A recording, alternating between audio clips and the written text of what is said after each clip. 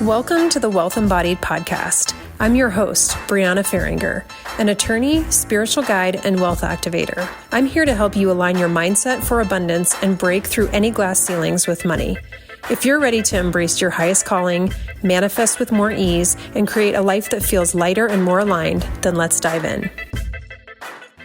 Hello, welcome to the Wealth Embodied podcast. I'm your host, Brianna. Thank you so much for joining me today. So today I'm going to go over a topic that I think is one that I know it's going to be very hard for people to wrap their head around if it's not something that they have already done before. And it's about conducting a relationship audit. And so, most of us do regular audits on our finances, our health, on things that are going on in our lives. And when I say an audit, I mean you have an awareness or maybe some system around cleaning things up.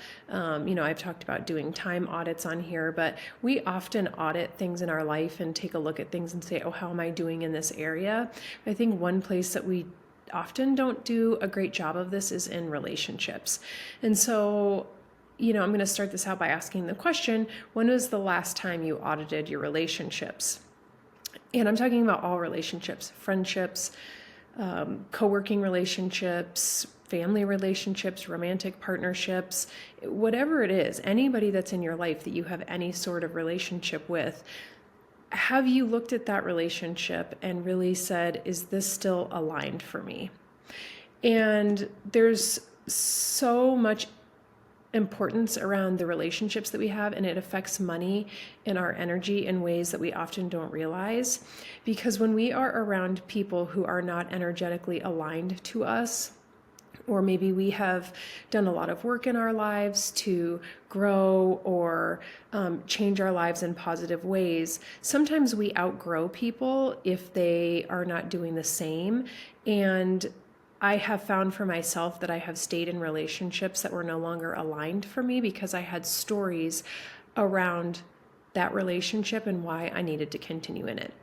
So the people that are in your life affect your energy, your mindset, and your nervous system, whether you realize it or not. And many people are overriding how they feel because they're loyal to a story they've built around the relationship. For example, but we've been friends for 10 years. She's family. I owe it to this person. This person did X, Y, and Z for me, so I feel obligated or I feel like I have to continue the friendship. These are just some examples of where this comes up. And I'm going to give you some examples of where this came up in my life, definitely. But, if you are doing deep personal work or you're trying to align yourself with an abundance mindset, but you're staying in stagnant relationships, it's going to hold you back. So number one, being around other people who are in scarcity is going to affect your ability to truly embody abundance and move into a place where you are getting more of what you want in life. It doesn't mean you can't, it just means it's going to slow it down. So for example, let's say that you're, very determined to change your mindset to align with abundance, which brings more money, along with everything else. If you're determined to do that and you find yourself hanging out with people who are constantly in scarcity, their energy is going to affect your ability to grow. It just is. Now, there are some ways around that. If there's a person in your life that you absolutely cannot either provide, get some separation from, or, that you can't necessarily cut out of your life, there are ways that you can protect your energy. But what I would ask you to do is develop an awareness of how you feel when you're around people. Everywhere you go, when you are around people that you work with, when you're around your significant other, when you're around your children, when you're around your family, friends, business people, networking events, whatever the thing is, people that you are spending a lot of time with, we have these stories in our mind that tell ourselves how we think we have to go through the world. And we completely shut down how we're actually feeling in the body. And so going through and doing a relationship audit is about recognizing how you feel around other people. And so I'm going to go through some steps that I think would be helpful to do this. And I would tell you to do this regularly. Do it every 6 months. Do it every year. Do it every time you make a major change in your life or you start doing something where you know you are growing and becoming a better person, because there are people around you who unfortunately are not going to be able to grow with you. And so I think the more you have some acceptance around that and just know that every relationship is not intended to last forever.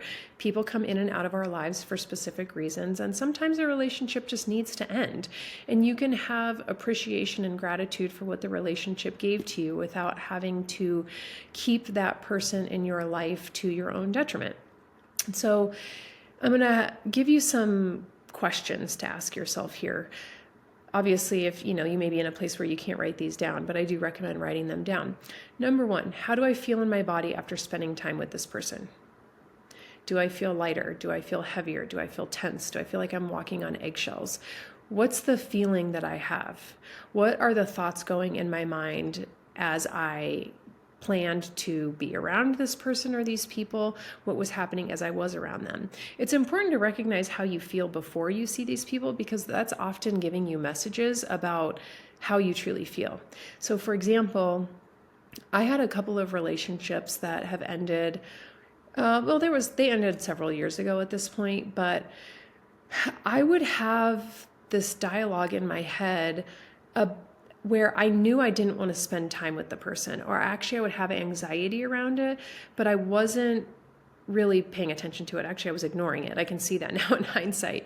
But I would have these things come up where I'm like, oh, do I really want to do that? Or, oh, I don't really feel like hanging out with that person. And that was unusual, because these people that I'm thinking of are people that I always wanted to hang out with in previous times and that I always had fun with. But there started to develop these thoughts in my mind that I was like, I don't really want to hang out with this person. And I found myself making excuses and coming up with reasons why I couldn't, instead of just being honest with myself. So this first question, how do I feel in my body after spending time with this person, has a subpart. What are the thoughts going through my mind before I'm going to spend time with this person? Those things are all going to be very helpful. Second question, do I shrink or expand around them? And this is, again, requiring you to get in your body. Get out of your mind, get in your body, and recognize how you feel. Do you feel tight? Do things feel like you're gripping on in this tense, just trying to get through it? Or do you feel expansive? Do you feel light? Do you feel joy, happiness? What is the feeling? Because if you're walking on eggshells around somebody, it doesn't matter who it is, that is not a good relationship for you to be in. And again, this might be someone that you don't have a choice but to be around, like if it's a coworker or something. And I'm going to talk about ways that you can deal with that if it's somebody that you can't just simply, create space from, or if you can't just get them out of your life. Third question, what version of me does this relationship activate? So if you have gotten to a point in your life where you've done a lot of growth and you can recognize negative or unhelpful patterns that you used to have in your life, you can use this question to say, is this activating a prior version of me that I don't like? Is this activating a prior version of me that I don't feel aligned with anymore? For example, does it bring up old patterns? People pleasing? Is it bringing up scarcity? Does it make you have a lack of confidence or doubt yourself? If those are things that you have already worked through and you feel like you've done a lot of healing around them, and you are around a person who's continuing to bring those up for you, I question whether or not you should be in that relationship. What will happen is a lot of times people will question themselves. They'll say, oh, well, I've already healed this, or I've worked really hard to heal this, so I should be able to do this. This is my problem because I'm having a hard time being around this person. No. Just sometimes don't be around that. You just don't need to be around that person anymore, or you need to create separation from them. Don't white knuckle it through life thinking that, oh, I've done so much work in this area of people pleasing, and that when it comes up, I have to face it head on and make myself suffer through this relationship because I can do this. Don't do that to yourself. There's a time and place for recognizing where you can still grow, and recognizing when being in a relationship with somebody else is no longer aligned. Sometimes these old patterns are being brought up in you because this person you are around is so far behind you in terms of personal growth and where their vibration is, that almost nothing you can do is going to change that. And so and this is not a criticism of other people. We are all in different places in our lives, but some people want to change their lives and make it better, and some people just want to stay where they are, and that's okay. But if you don't recognize that, and you don't recognize the people in your life and where they are and how they are affecting you, it affects your ability to get what you want, including money. So I'm going to repeat that question again. Number 3, what version of me does this relationship activate? Is it an old version of myself that I've worked really hard to heal and repair? Is it the future version of myself where the person is really pushing me to grow and think differently and move to a different place, right? Some people who are around are actually helping us to become better people. And for you, you have to become discerning about what is going on. Is this person pushing me to grow, or is this person pulling me back into old patterns that I no longer want to be in? And all of this is just practice, developing awareness about how you feel, becoming more discerning as a person and what you do and don't want in your life. Okay, so the 4th one, why am I staying in this relationship? Ask yourself this question. Is it habit? Is it fear? Is it an obligation, guilt, identity? Is it a family member and you have a story that because somebody is family, you can't stop spending time with them or you can't cut them out of your life? What is it? Why are you staying in this relationship?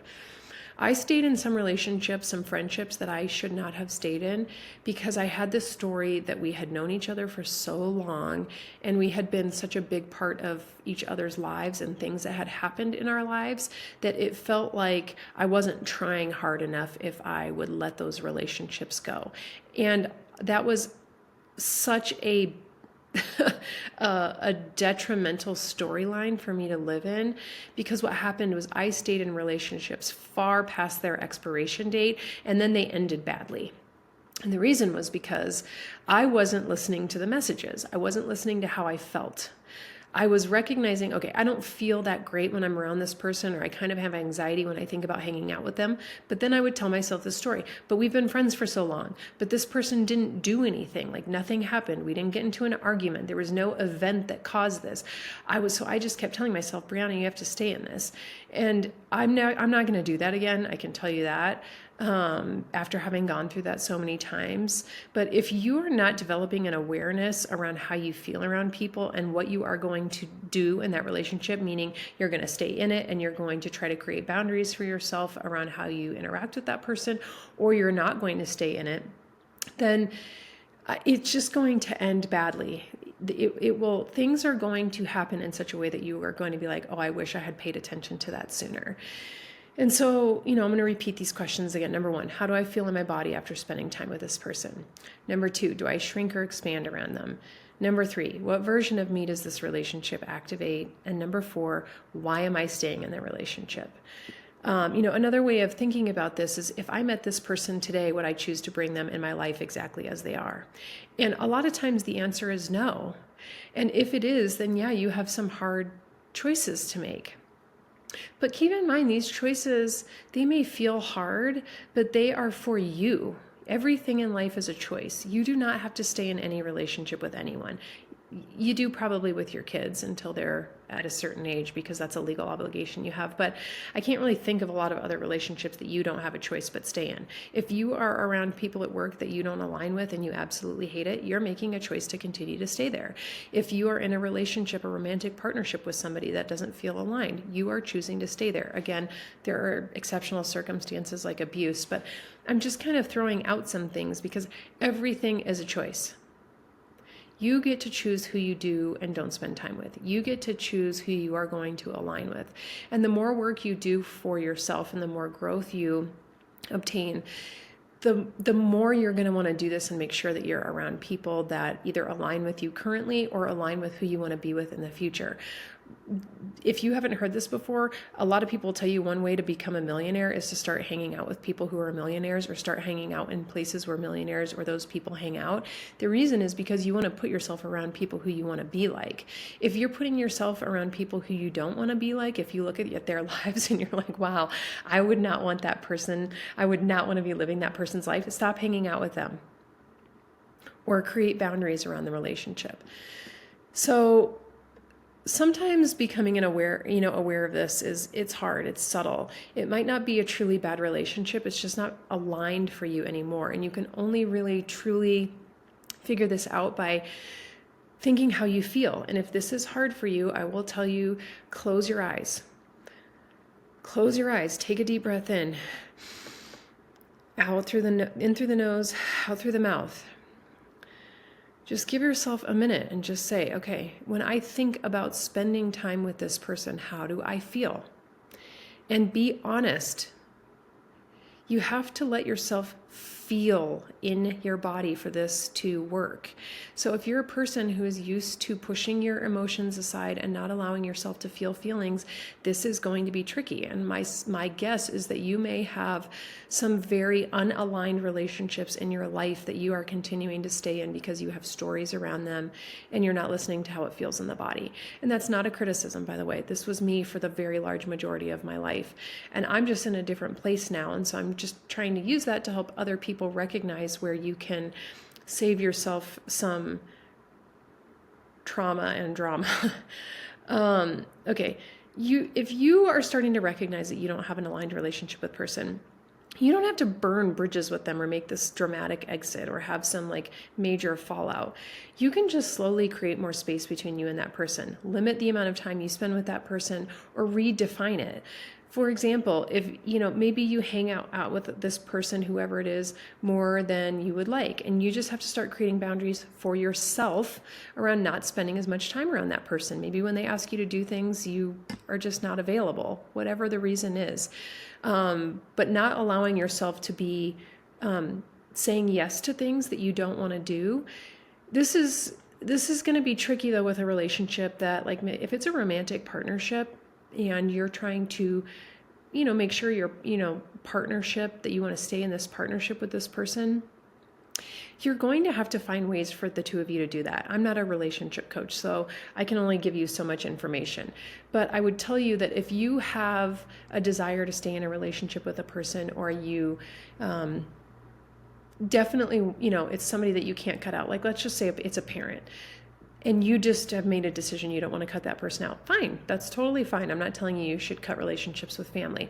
I think you should if it feels like the right thing to do, but I think you have to be aware of what's going on in your own life.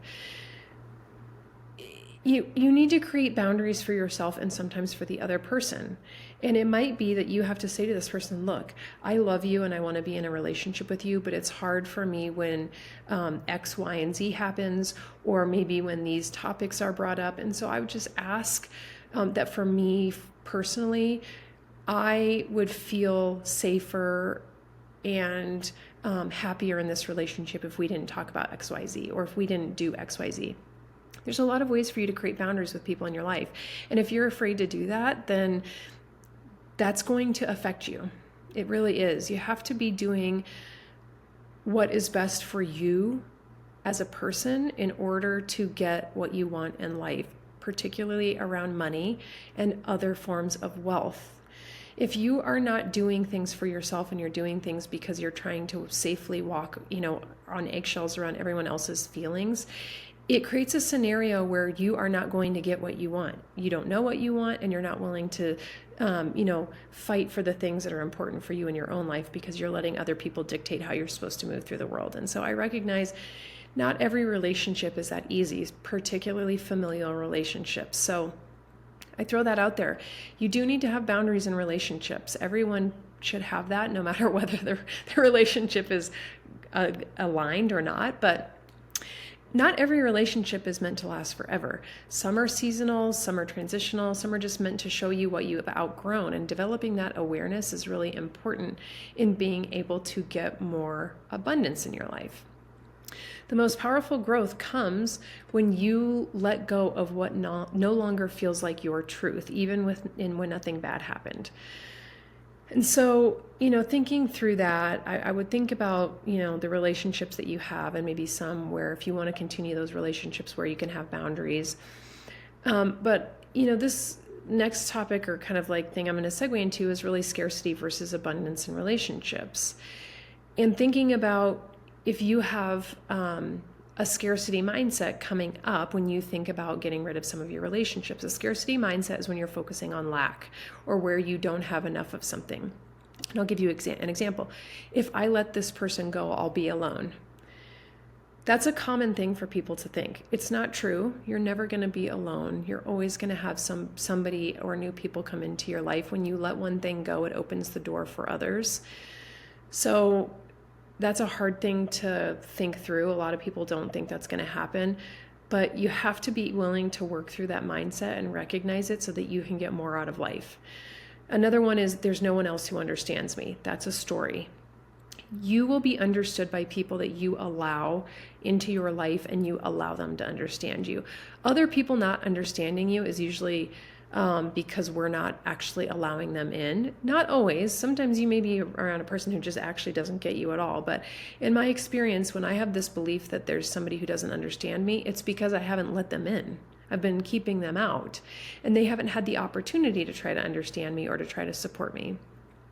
What if I never find a friend or partner like this ever again? That's also not true. That's a story. All of these are stories that are not true. And when you start to recognize that and just thinking through how it makes you feel, if you think about getting rid of a relationship or ending it or creating boundaries, those are really good things to work through so that you can reframe it to something else that is going to be helpful to you. But staying out of fear closes the door to more aligned things and more expansive relationships that are waiting for you. Releasing what drains you creates space for relationships that fuel you. So just be aware that when you close a door, another one opens. Always. It doesn't matter what it's to, whether it's to a relationship, a job, an experience, some event, anything.